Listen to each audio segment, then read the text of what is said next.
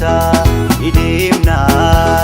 Koree saaqnee gufuu qabnee jabaadha Kayoon silaala yoon taane Oromoo koo kayoon silaala yoon taane Falmataa koo kayoon silaala yoon taane Oromoo koo kayoon silaala yoon taane Falmataa koo kayoon silaala yoon taane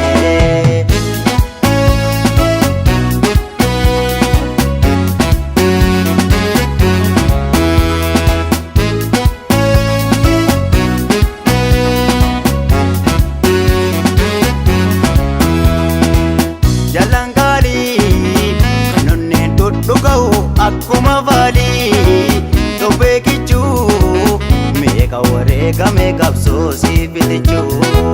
Kaayyoo isaanii irraan gorree daandii isaanii duuka buunee galmaan ga'uuf gidduu seennee imaanaa ofitti fuunee si gaafata seenaanii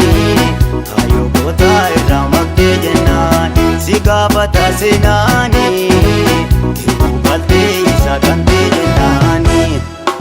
Waloo malee waliin barsiisin gandummaa Waloo malee waliin barsiisin gandummaa Walii ga'ii itti agarsiisin tokkummaa Walii gallan amma dhufaa bilisummaa Walii gallan amma dhufaa walaabummaa Walii gallan amma dhufaa bilisummaa Walii gallan amma dhufaa walaabummaa Walii gallan amma dhufaa bilisummaa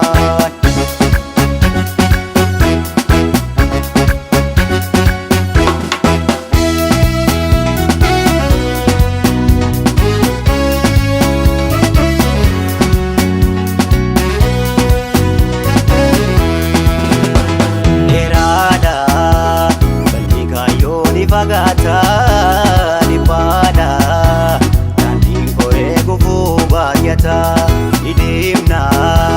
Koree saaqnee gufuu qabnee jabaadha Kayoon silaala yoon taane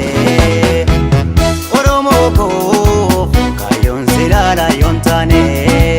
Falmataa koo kayoon silaala yoon taane Oromoo koo kayoon silaala yoon taane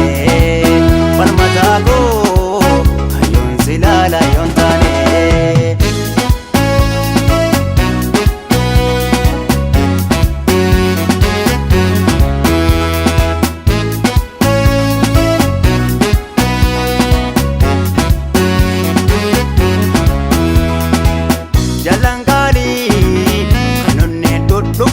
Akkuma valii tophee kichuu meeqa wareegame qabsoo si filichuu Kaayyoo isaanii